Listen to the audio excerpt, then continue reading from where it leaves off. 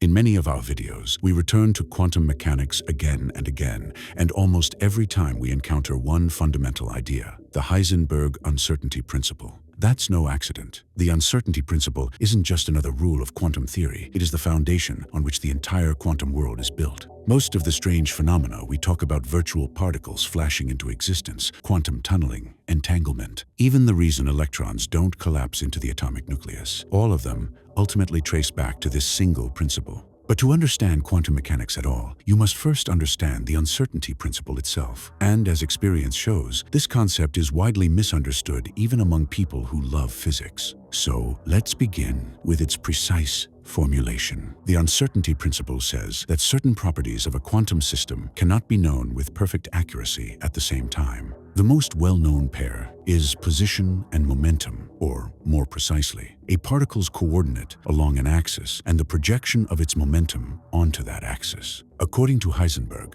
the product of the uncertainties in these measurements can never be smaller than half the reduced Planck constant. Sometimes you'll see the inequality written without the 1/2. That version refers to uncertainties in changes in position and momentum. But the canonical, rigorous formulation includes the 1/2. And although position and momentum are the iconic example, they're far from the only one. Energy and time obey the same restriction. You cannot know exactly how long a system remains in a state with a precisely defined energy. Other pairs exist as well: current and voltage, electric and magnetic field strengths, and more. But today, we'll reveal the essence of the uncertainty principle using the classic coordinate momentum pair. So what does the uncertainty principle actually mean? It means that if you measure a particle's momentum with extreme precision, you lose your ability to say exactly where that particle is. And if you determine its position with extreme accuracy, you lose all certainty about its momentum, about how fast it moves, or in which direction. Of course,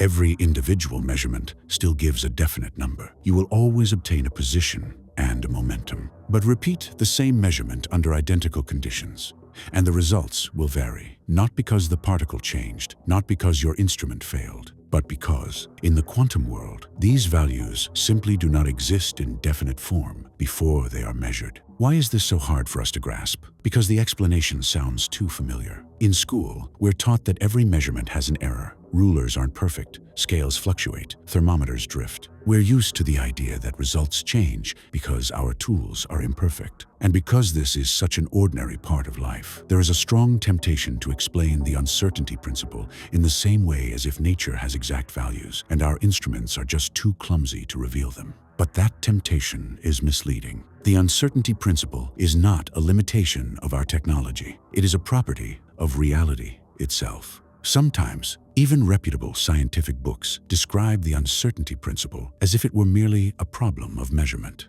The logic usually goes like this: to measure any property of an object, you must interact with it. That interaction inevitably disturbs the object, changing the very property you're trying to determine. And once it has changed, you can no longer know what its value was before you measured it. To illustrate this, authors often present a familiar picture. Imagine you want to locate a moving quantum particle at a specific moment in time. One way is to bombard it with photons. Some of those photons will scatter after colliding with the particle. By detecting which photons were deflected and by how much, we can calculate the exact point of collision. In other words, the particle's position. But the explanation continues. Each collision also transfers momentum between the photon and the particle. So after the measurement, the particle's momentum is no longer what it was beforehand, and therefore we can never know its original momentum with precision. It's a neat story, it's intuitive, and it is fundamentally wrong. This explanation creates the illusion that the uncertainty principle is nothing more than an engineering issue, that if only we could invent a method to measure a particle's position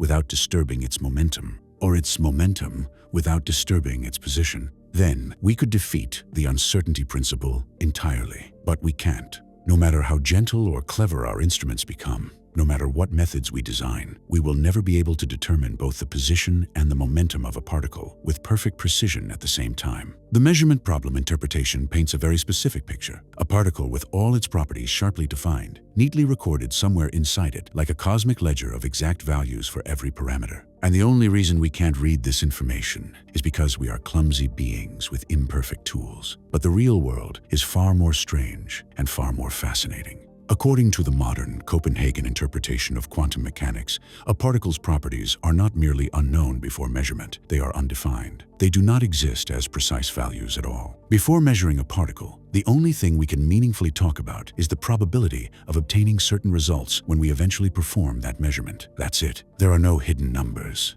waiting to be revealed. And this is the part I want to underline, because it is genuinely revolutionary. In classical physics, measurement is passive. You simply uncover what was already true. But in quantum mechanics, the act of measurement does something astonishing.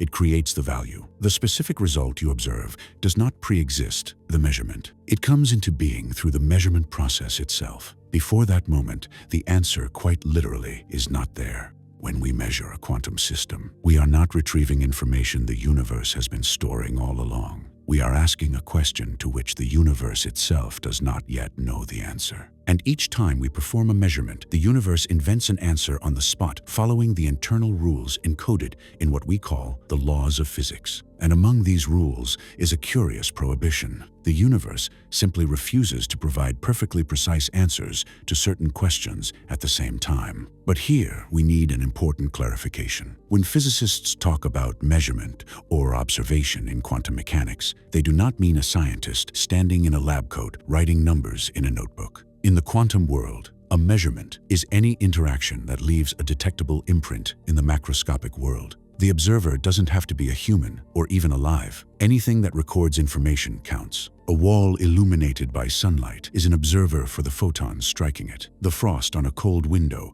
is an observer for water vapor. A grain of dust is an observer for a passing particle. If this idea that properties appear during interaction sounds bizarre or even absurd, you're in good company. Many of the greatest minds in physics rejected it outright in the early days of quantum mechanics. Albert Einstein famously pushed back with the remark, "God does not play dice," and mocked the Copenhagen view with thought experiments, suggesting that even a mouse could conjure the moon into existence just by looking at it. Einstein believed that the uncertainty principle reflected a flaw in our methods, not a feature of nature. In his view, all properties of a particle do exist precisely, we simply lack the tools to uncover them. This idea became known as hidden variable theory, and for decades, no one could prove Einstein wrong. Hidden variables loomed over quantum mechanics like a sword of Damocles, threatening to reduce its philosophical elegance to a giant misunderstanding. But in the mid-1960s, physicist John Bell proposed a way to test whether hidden variables were real or not. Decades later, starting in the late 20th century and culminating in early 21st century experiments, physicists finally carried out these tests. I'm talking, of course, about Bell's inequalities and the experiments designed to violate them. And the results were astonishing. They showed or came extremely close to showing that hidden variables cannot explain the behavior of the quantum world. The universe is not secretly storing precise answers behind the scenes. The uncertainty principle isn't a technological limitation or a defect in human perception. It is fundamental. It sits at the very heart of reality. But let's return to the uncertainty principle. In the formal language of quantum mechanics, this principle emerges from analyzing the properties of Hermitian operators, the mathematical objects that represent measurable quantities. The proof is elegant, even beautiful, but appreciating that beauty requires a certain comfort with linear algebra. So instead of diving into the formalism, we'll approach the idea in a more visual, intuitive way. We begin with a deeper, more universal principle. Wave-particle duality, the idea that quantum objects behave like particles in some experiments and like waves in others. For now, we need only one key insight. When a quantum object moves through space, what actually propagates is a probability wave more precisely, a probability density that tells us how likely we are to find the particle at each point in space. Where the amplitude of this probability wave is large, the chance of detecting the particle is high. Where the amplitude drops to zero, the probability is zero as well, meaning the particle simply will not be found there. And, like any wave, a probability wave has a wavelength. Remarkably, the wavelength of a particle's probability wave is determined entirely by its momentum. In other words, if we know the particle's momentum precisely, we also know the exact wavelength of its associated probability wave. In physics, wavelength is usually introduced using perfect harmonic waves, the smooth, repeating waves described by simple mathematical equations. These waves have a constant amplitude across all of space. There are no peaks and no valleys. The wave is the same everywhere. Now, remember what amplitude represents in quantum mechanics: the probability density of finding the particle.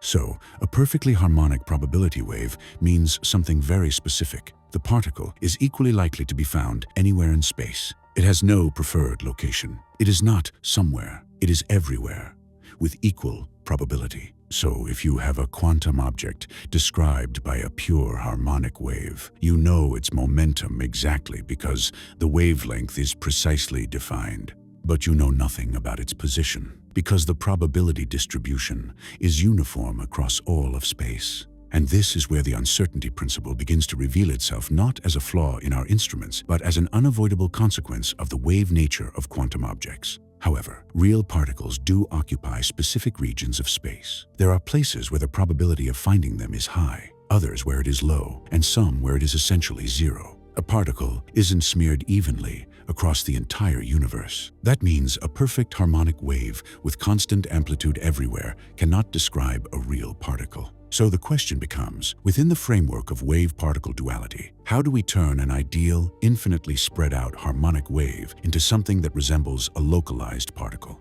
There is a way. Let's start by taking two harmonic waves with slightly different wavelengths, meaning two slightly different momenta, and adding them together. In quantum mechanics, this is called a superposition. When we combine these two probability waves, something interesting happens. The resulting wave no longer has a uniform amplitude. Instead, it forms a pattern with a distinct maximum at a certain point, and the amplitude gradually decreases as you move away from that region. The particle becomes partially localized, more likely to be found in one area than in others. Now let's take this a step further. Add a third wave with yet another wavelength, a third momentum value. The resulting probability distribution becomes even more concentrated. The likelihood of detecting the particle in a particular region grows sharply, and the probability drops off faster as you move away. In other words, the area in which the particle is most likely to appear becomes smaller. If we continue adding more and more waves, more momentum components, the probability wave becomes increasingly localized. The particle's position becomes more precisely defined,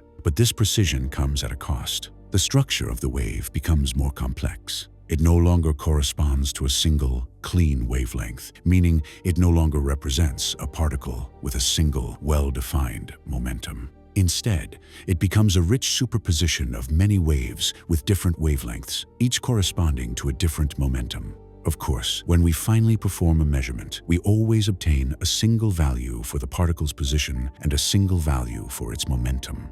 It's as if the universe picks one component from this entire collection of possibilities and discards all the others. But the more tightly the particle is localized in space, the more precisely we pin down its position, the more components must contribute to the wave function. And the more components there are, the more options the universe has when choosing the momentum during a measurement, which means the greater the uncertainty in the momentum we observe. Simply put, if we want a particle to have a well-defined position, its probability wave must be composed in such a way that its momentum cannot be well-defined.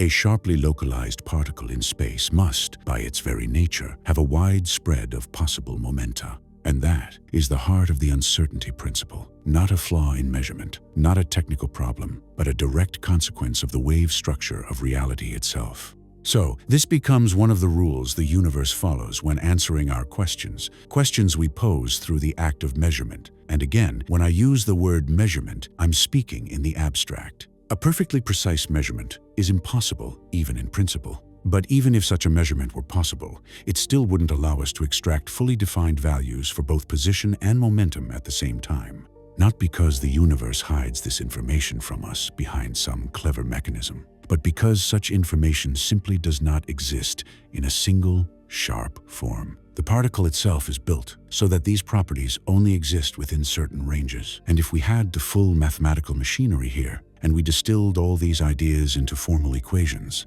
we would find that the relationship between these fundamental uncertainties is exactly what the uncertainty principle describes. At this point, some of you might have a natural objection. So what? A group of physicists wrote down some formulas, plotted some graphs, and declared that the universe works like this. Why should we take their word for it? What if they misinterpreted the math? What if the graphs are misleading? How do we, ordinary people, truly know that nature is fundamentally uncertain? How can we feel this uncertainty for ourselves? This is a perfectly fair question. Physics is, at its core, an empirical science, and no claim, no matter how elegant or profound, has the right to exist unless it is backed by experiment. But confirming the uncertainty principle experimentally, and especially its fundamental nature, is not easy. The uncertainties it predicts for everyday objects are unimaginably small. Suppose we study a tiny grain of sand, something with a mass of about 10 to the power of -9 kilograms, and we determine its position with microscopic precision, say 1 micron. In that case, the fundamental uncertainty in its momentum would be on the order of 10 to the power of -28 kilogram meters per second. For an object of that mass, that translates into an uncertainty in velocity of roughly 10 to the power of -19 meters per second. To put that into perspective, this error is many orders of magnitude smaller than anything our most advanced instruments could ever detect. For objects of everyday size and weight,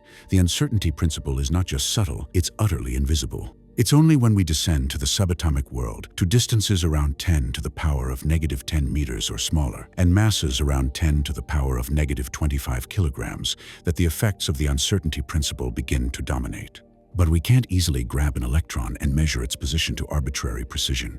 Our tools aren't built for that. However, and this is the beautiful part, the consequences of the uncertainty principle do manifest themselves in ways we can observe directly, even with the naked eye, without any special instruments at all. One of the simplest experiments where the uncertainty principle reveals itself is the classic school demonstration of light diffraction through a narrow slit. Imagine a source emitting a perfectly parallel beam of light in quantum terms, a stream of photons whose momenta are aligned along a single direction. Mathematically, this means that if we choose the x-axis along the beam, then the projection of each photon's momentum onto the y-axis is exactly 0. Now, place a screen with an adjustable aperture between the source and the observation screen. At first, we'll see a bright spot essentially, the shadow of the opening. But as we make the aperture narrower, something strange happens. The bright spot widens, fractures into patterns, and eventually forms a series of light and dark bands stretching far beyond the geometric boundaries of the slit. At school, we're told this happens because light behaves like a wave. But now, let's force ourselves to think in quantum terms, as if light consists of individual photons. For a photon to hit the screen far outside the slit's projection, it must have acquired a non-zero vertical momentum. But before passing the aperture, that vertical momentum component was strictly 0. We didn't touch the photons. We didn't alter the light source, and yet, after simply narrowing the aperture, the photons suddenly behaved as if they'd been given the freedom to move in directions that were previously forbidden. From the standpoint of the uncertainty principle, this isn't mysterious at all. It's inevitable. Before we inserted the screen, a photon's position along the y-axis was undefined. It could be anywhere. But the slit imposes a constraint. Only photons within a very specific range of y positions can pass. By sharply defining the position, we sacrifice any precision in the corresponding momentum component. The universe gains freedom to choose a vertical momentum value when the photon passes through the slit. And the narrower the slit, the greater this freedom.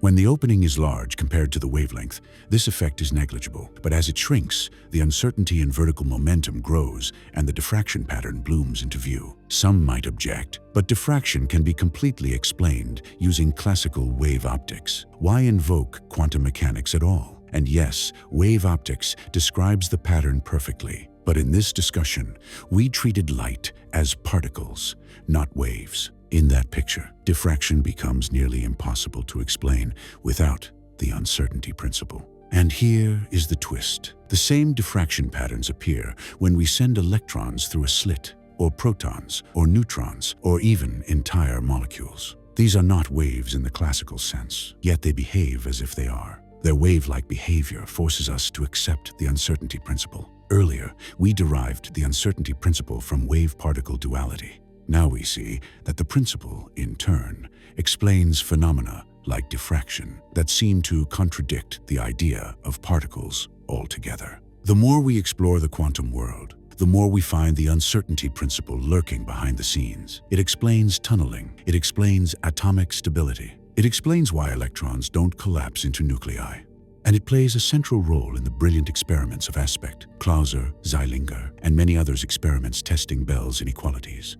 Experiments that showed, with extraordinary clarity, that the uncertainty principle is not a mathematical curiosity. but one of the deepest truths of our universe. We will return to this principle many times in future videos.